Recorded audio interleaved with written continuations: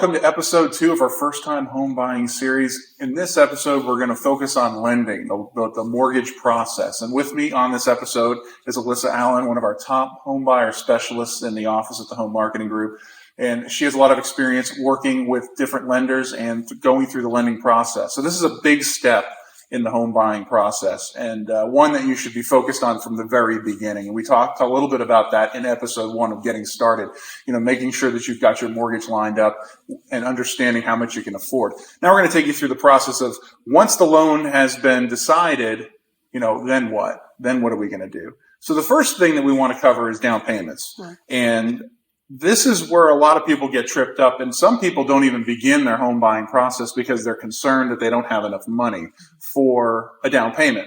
And the traditional opinion was, the thought process was, I need 20% down or more to buy a house. And for a home buyer, first-time home buyer specifically, that's just not the case, right? So Alyssa, tell us about down payments and some of the different options that people have. There are 20% down loan products, but there are others as well if you don't necessarily have that much money. Exactly, John. A lot of people get very scared at that 20% number, but the truth is down payments can start as little as 3%.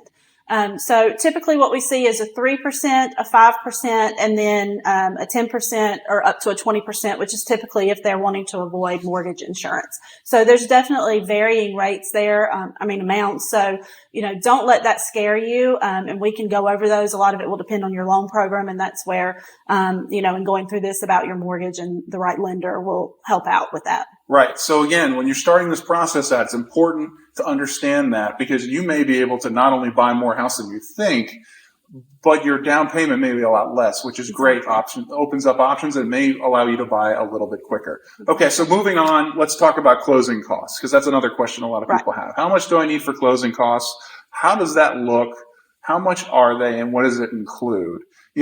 Obviously there's always going to be closing costs when there's a mortgage. Now that encompasses the fees from the bank or your lender. There's going to be the cost of the appraisal, the cost of the closing agency that you're using, or attorney or title company, wherever you're closing. There's going to be costs involved with that.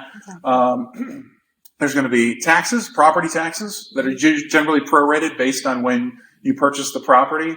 And there's going to be maybe some other fees that come in, home warranties, things like that. Anyway, all of that is going to be lumped into it.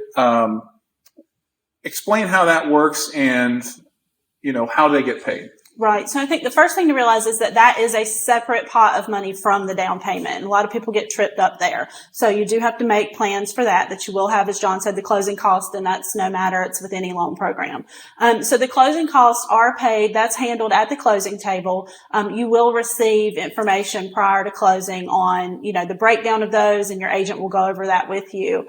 But you will pay that via cashier's check at the closing table. Okay. Yes. Right. So it's negotiable a lot of times. Right. In a more competitive market, you're gonna have a situation where you're probably going to be paying more, but you can sometimes have the seller pay those closing costs as part of the deal. Right. But it's something that you'll want to find out up front, and it does encompass most of the fees that you'll incur throughout the mortgage process.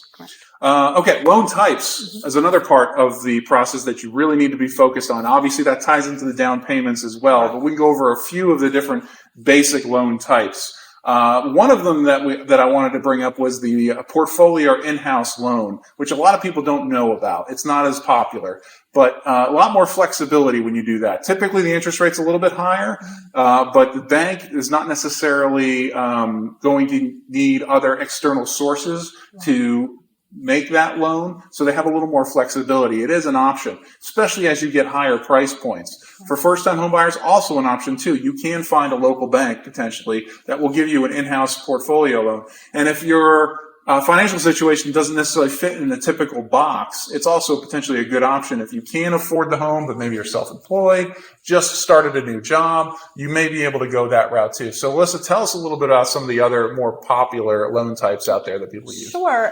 One that we see a lot is the FHA program. That is backed by the federal government. There are some income requirements and price point requirements within that loan program, but that is one that we use a lot. Then you would go to a conventional loan program.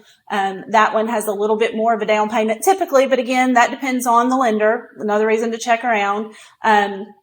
But we have conventional, and then a VA home program, which is for our veterans, which is a no money down, no down payment, mortgage, that works well in situations if you've served in the military before. Right.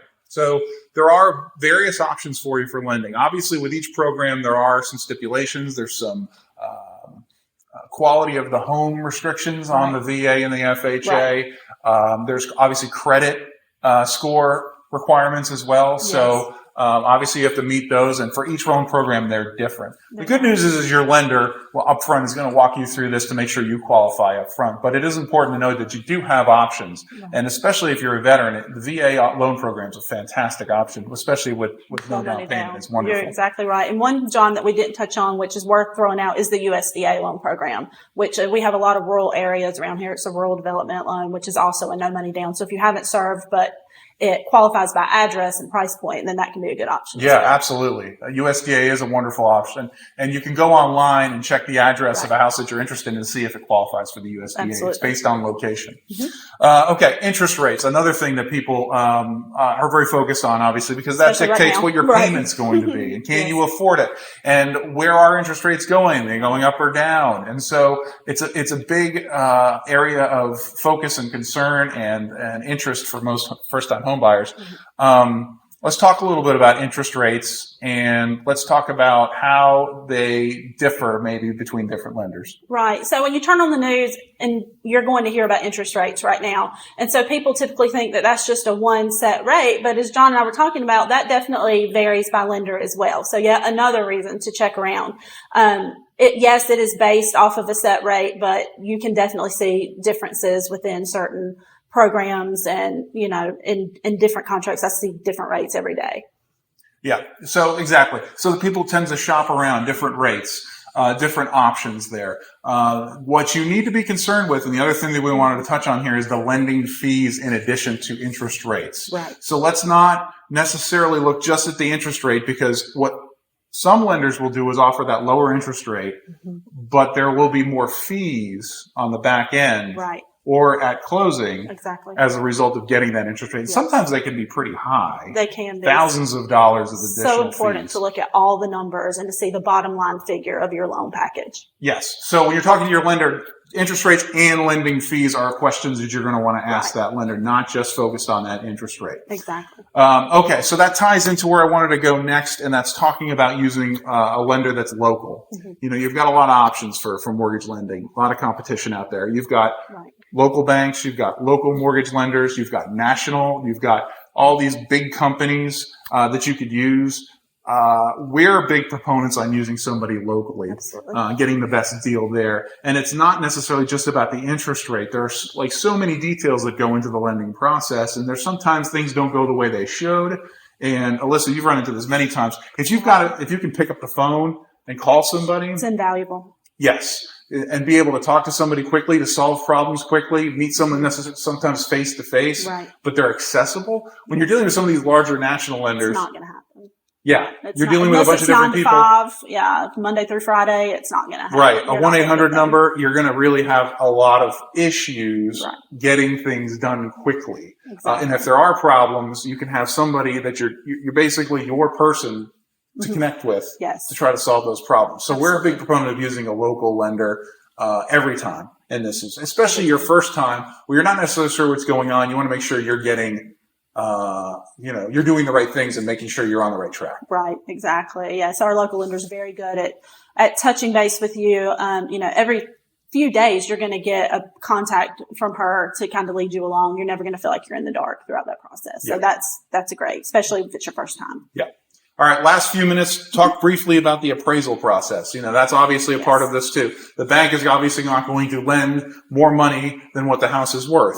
Right? Based on, obviously your down payment program as well. So just real quickly, when we're dealing with the appraisal, and you address this up front with your buyers, Absolutely. What happens in a scenario where the house appraises for less than what the purchase price is. And in a competitive market like we're in right now, that happens a lot. So what are some of the different things you deal with there? It does. So it's basically a matter of negotiation. As your agent, we will go back and we will try to negotiate off the price point of the house, or we will talk to the seller to see sometimes if they'll meet us in the middle. It's just basically a dance, and we have to take each situation individually and see what we can do to come out better. It depends on if we're talking a few $1,000s or if we're talking $10,000. There'll be a different method of negotiation for yes. That. So it's not that your deal is dead if your house doesn't appraise. You can go back and renegotiate a lot of times. Absolutely.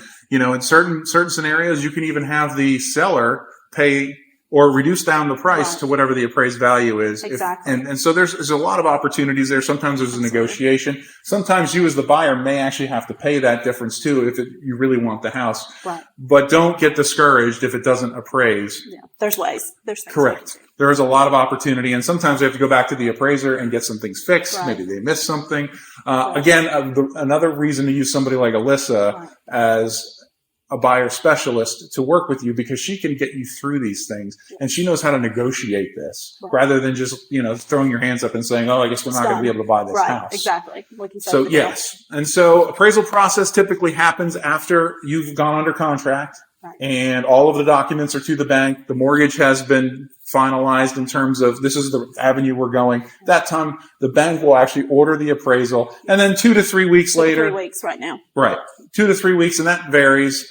You'll get the appraisal back from the appraiser. And at that point, you'll know where you're at. And hopefully the value is either at or above what you're purchasing for, and you can move forward.